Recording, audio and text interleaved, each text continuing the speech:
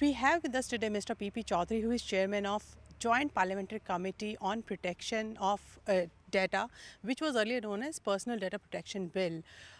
He is the man who has spent hours in discussing over the clauses and recommendation. So let's hear from the man himself what this bill is about. Sir, 700 million internet users and 400 million smartphone users. India has a lot of mammoth data. And for all these years, there were no laws to protect this data from being misused. What are the major recommendations that you have in the bill, and how will you ensure that our data is protected now? This situation as on today regarding dealing the data of this 700 million internet user and 400 million smartphone user. As on today, it is not being regulated except under section 43A of the Information Technology Act and the rules made thereunder. But those are not exhaustive. Those are not dealing all the situation which is contemplated under this act, under this bill. So that's why the committee made the exhaustive recommendation, and this bill is exhaustive and covering all aspects of the matter. You are correct. So far, as on today, it was not regulated by any law. Now, once it is passed by the parliament and it is notified, then certainly it will be regulated, and it will be a game changer. Sir, there is a very heavy clause about penalties. Don't you think that this will scare off many companies and multinational coming to India? No, this will not affect, because the reason being, so far the penalty clause is there, we have to examine it carefully. Section 57, subsection 1 and subsection 2 provide the penalties.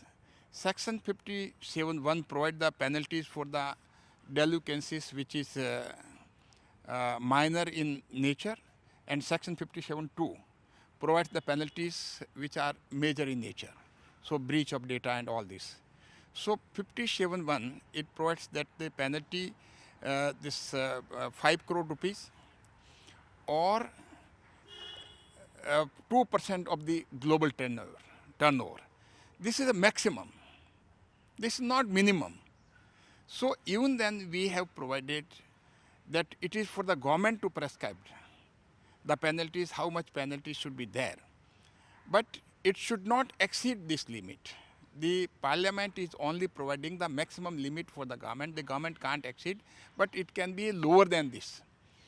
And apart from this, the maximum penalty, if government by way of rules provide it, then only the competent authority can provide the maximum penalty. Not necessary that it can start from a 0 to maximum penalty. So anywhere, depending upon the violation, depending upon the nature, depending upon the again and again violation, this continuous violation by the particular entity.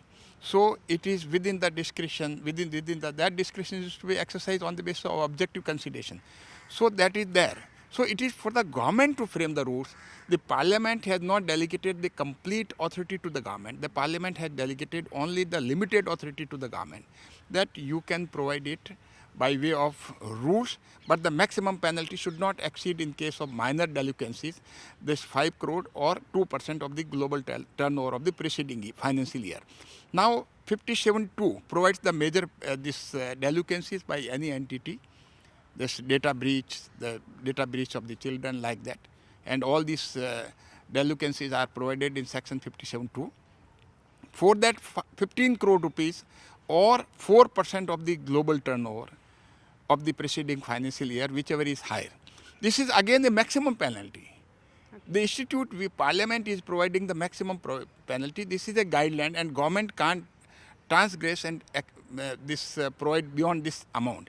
But by way of rules framed by the government under section 94, government can provide this smaller penalty, lower penalty, and this amount can also be lower, and adjudicating authority again, depending upon they can impose the penalty. Not necessarily the maximum penalties are required to be imposed. So there is flexibility in that clause as well. So there is nothing to fear about it.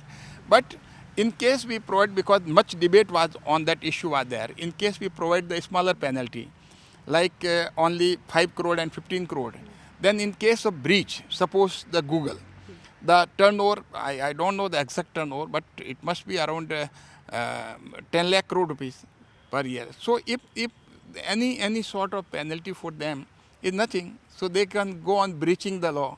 So that's why it depends upon the situation, because this startup can also be there.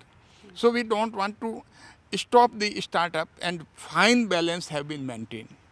So it can also be workable. The government can frame the rules for the startup separately. The government can provide the different penalties for different categories of the company, depending upon their turnover. So we have left the matter to the government to provide the penalty, but maximum penalty should not exceed more than provided under the Section 57. So process of penalty is going to be very fair depending on the situation you are saying. Yes, nothing to worry about it, because it is very fair, and we have kept this balance, and it is for the government to decide, because everything can't be visualized by the parliament, and we can't, the parliament can't provide this straight jacket formula. So it should be flexible. So it depends upon the rules, and rules can be very, very exhaustive with respect to the imposition of the penalty. Government can hear the various stakeholders, and thereafter government can provide this. Sir, if I may ask you about inclusion of known personal data, a very big thing to do for you as part of recommendation of that report. What was the need to include known personal data in the ambit of law? Okay, this non-personal data is basically no doubt in this GDPR, General Data Protection Regulation, which are applicable in Europe. There is no such provision of non-personal data, but we have made the provision because it was considered that after some time, they are also required to regulate the non-personal data, and the separate authority will be created. Now then, when we are creating a mechanism of the data, personal data, then this authority is personal data, one act is for personal data, and another is for the non-personal data.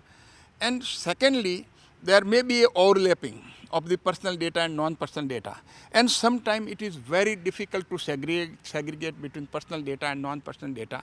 Therefore, it was considered proper that we should also include the non-personal data. And non-personal data, by this section 92 is there. So as on today, that non-personal data is not included. As on today, section 92 is there. For future, government can formulate the policy.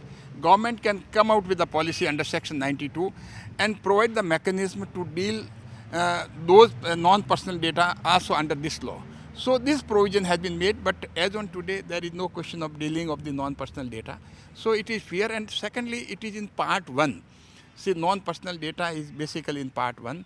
Except section 92, there is no such provision in the act, in the entire act. So we have dealt with this situation in this part 1 of the recommendation. The recommendation is divided in two parts, part 1 and part 2. Part 1 is basically the recommendation which is not binding. Part 2 is a recommendation which is a clause by clause of the act itself. So those recommendations are binding on the government. Government can't change it, because it can, if government consider it proper to bring an amendment, then if the report of the JCP is there, they can bring the amendment on the floor of the House, not before that.